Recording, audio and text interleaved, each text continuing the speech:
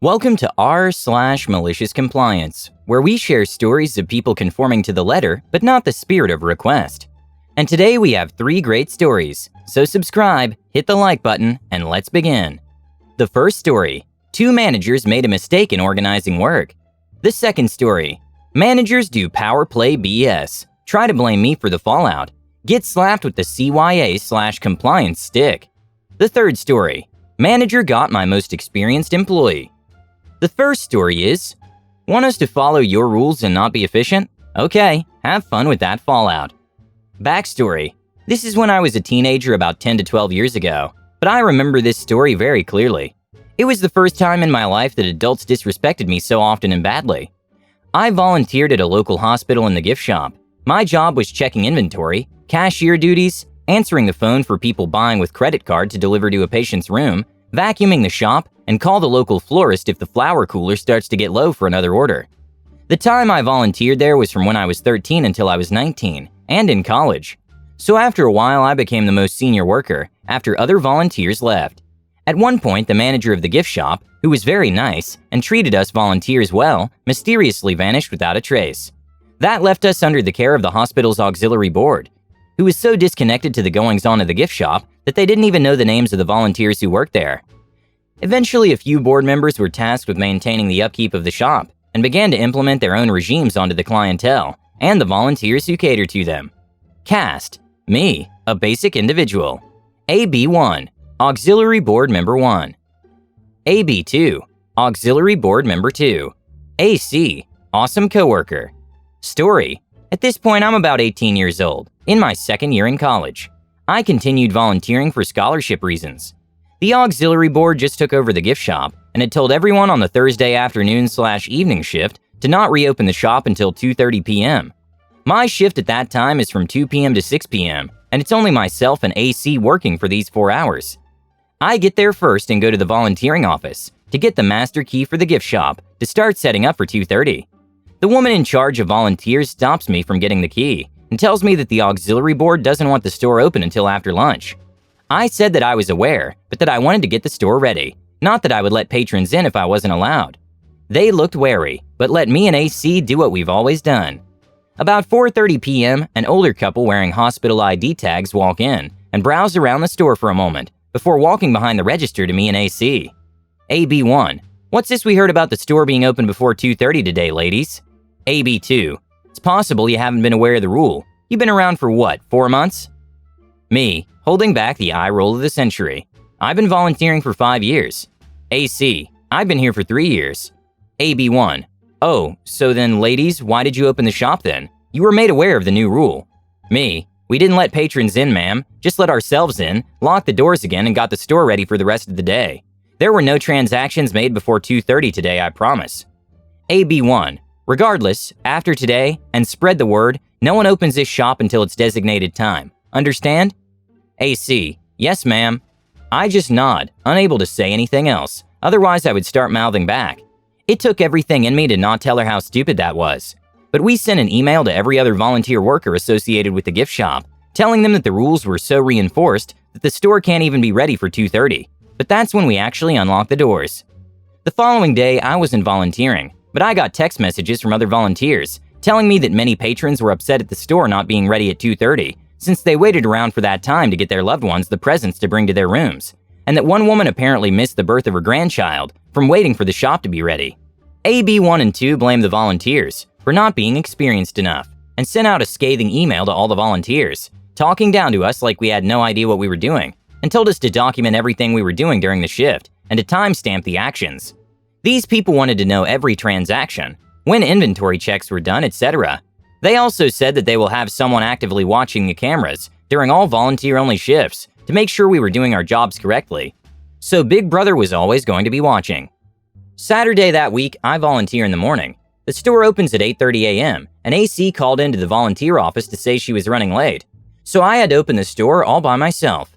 I sit in the lobby, watching my phone for 8:30 a.m. before I go to the door and unlock it.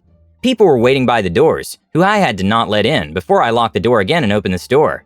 Since I was alone and had to write things down in the middle of everything in a little spiral notebook that was already half full from the day before. It is 8:50 a.m. when I finally unlock the doors and let patrons in. A few were grumpy, but most understood that the hospital had a lot of volunteers and that we were all mostly young adults, so they didn't act too harshly, luckily. AC shows up around 9:15 a.m. after the opening rush starts to die down and helps on the other register. I counted and opened that one too for her. Around noon, the same board members come storming in. AB1, is the book here from yesterday and this morning? At this time, I'm writing in the last transaction and room delivery I just came back from. Me, yes, right here. I close the book and hold it out. AB1 snatches it from me and walks out with that angry expression. AC, what was that about? I shrug, not having any idea. At the end of that shift at 1:30 p.m. for the afternoon lunch break hour, AC and I are called into the volunteer office. The head of volunteers is there with the chairperson of the auxiliary board. They tell us that the store is receiving complaints from not being ready on the scheduled opening times and that patrons are complaining to the volunteer office. AC looks terrified while I'm getting angry. I tell them that AB1 told us to not open the doors at all until the scheduled times and that there's an email from AB1 and 2 telling us what they expected us to do. I pulled the email up on my BlackBerry phone and showed them.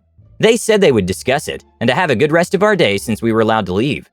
The next shift was the following week on Tuesday night, 6 p.m. to 8 p.m. Inside the gift shop was AB1 and 2 with the other volunteers. AC had this night off, and I was with someone else who was so quiet they don't even matter in this story. I walk in and the head volunteer person on that shift pulls me aside and tells me that the volunteers are spending the entire day teaching the 2 auxiliary board members how the store is run in each shift, and especially since I'm doing closing shift, to be aware and teach them how long it takes for things to be done and what we do. Sitting in folding chairs behind the cashiers, and not in the plush barstool type chairs, are tired-looking AB1 and 2. The older couple's bedtime was probably coming up, and they looked miserable. I enjoyed that shift of showing them just how long it takes to close down the gift shop, and that when the store closes at 8, it means that we leave then, not start closing at that time. We used the hospital PA system at 7:30 p.m. to announce that at 7:50, the cash registers in the gift shop will shut down, so to make your way down now if you need anything. The closing rush came and went, and we made AB1 and 2 try using the cash registers to help patrons. Watching these two who thought they were better than people who come here on their own free will for years finally see the bit of hard work was great. The second story is, that time they threatened to dock my pay $2,500. A few years back, I worked retail for a big box store that was mostly general goods, but had a grocery section and an obsession with the color red. This retail store also had a policy of pulling floor staff up to work the registers when it's busy, and it's a mandatory policy. At the time of this incident, there was a new front-end manager, we'll call her L, and a new guest experience manager, we'll call him T, both of whom were ready to lay the law and wield what little management power they could in the perpetual absence of the paycheck collection store manager. The precursor to my own MC incident was a day like any other, when the call came out needing assistance at the registers. I was reasonably free at the time and had a second person in the grocery department with me, so I responded. After about 10 minutes, the rush ended. The regular cashiers had lines under 3, and turned off my light so I could go back after my final person in line. No more than 30 seconds later, L comes over and snaps my light back on and tells me, "You can leave when the rush is over." To this, I turned my light off again, and having no other people in line, left while saying, "The rush is over. There's 3 or less people in all other lines." Later that day, I get pulled into T's office and get told the gem that makes my MC possible. You can't leave the register until the FE manager says you can. They're the ones who judge when the rush is over, and they'll turn your lane off when you can go. This statement is coupled with a disciplinary form which he and I both sign that includes the stated policy in the notes. Fine. Cue 2 weeks later. In grocery, stocking a freezer. Call for cashiers. I'm by myself in grocery. No one else there. Second call. Third call specifically asks for me in grocery. I go over the walkie and say I'm by myself. T responds that person from department will cover grocery. Fine. Go up, work the register for about 10 minutes until rush slows down. Continue working register. Continue working while L goes on break. Continue working register while other dedicated cashiers have no line and are doing display stocking around the registers. Continue working register until 1.5 hours have gone past. And finally, L comes over and turns my light off and says, with an SH-eating smirk, "Oh, I'm sorry, I forgot to tell you to go back." I head back to grocery, and the 3/4 pallet of now thawed meats, seafood, and dairy is still where I was forced to leave it. Fine. I take it back to the damage out location, log it, and go about the rest of the day. As I'm about to clock out, I get pulled into T's office again. This time to discuss how I destroyed company property through negligence, and that there would be a meeting with HR the following week to discuss how I would be covering the cost of damages and my potential future employment. Fine. Spend the next couple of days creating a log of events that can be fully supported by the wealth of cameras that are on the front end, in addition to copies of the signed disciplinary form with the policy that I followed, and a written notice of resignation with stated reason for doing so just in case. Enter HR meeting. T says I'm liable for the lost inventory and that the plan is to garnish wages to the tune of $2,500. I place the log of events and copy of disciplinary form in front of HR and say nothing. She reads both documents, while T is still trying to impress upon me that I'm screwed. After a few minutes, HR lady looks at T and says, "He was following policy that you established, that L was negligent in executing. I'll discuss this SM when he gets in." Sends me on my way. Nothing gets store manager in a worse mood than when his earnings are hurt by product loss and when he has to actually do his job. The last story is, you want my most experienced employee? Well, okay. A few years ago, I worked for Company X as the manager of some key administrative staff and had a chance to serve up some malicious compliance. A bit of background. At the time of the MC, I had 4 employees. Generic employee, rockstar, new guy, Dip SH. Could not be fired, as he was related to some very senior managers. Nepotism at its best. We worked closely with the ops team, where one of our responsibilities was to perform certain tasks, without which the entire operation would grind to a halt. At the time, there had been some expansion, and a second shift was introduced. Thus, new guy was hired. Like any time something new happened, there were a lot of teething issues. At the time, Dip SH and generic employee were covering the new afternoon shift, rotating weekly, while I had new guy learning the ropes on the morning, where the workload was a lot heavier, with rockstar and generic employee and Dip SH on their week of mornings.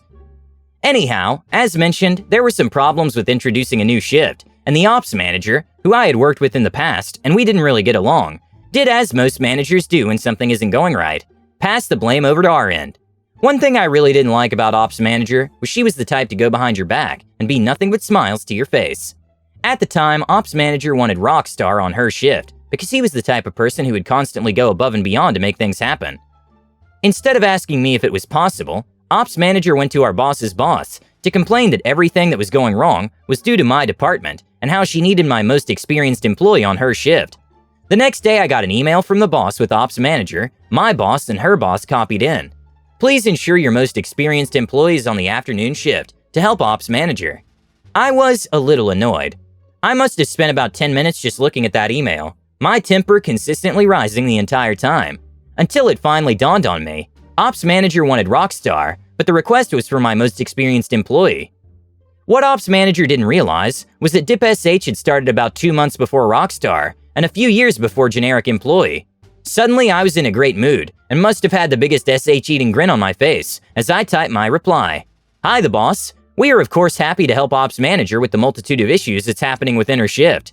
As such, Dip SH, being my most experienced employee, will spend the next 8 weeks working only on ops manager's shift. My boss and I had a great laugh over it, as it was essentially career suicide to complain about Dip SH. There was nothing ops manager could do but grin and bear it. Thank you for watching. Have a good one.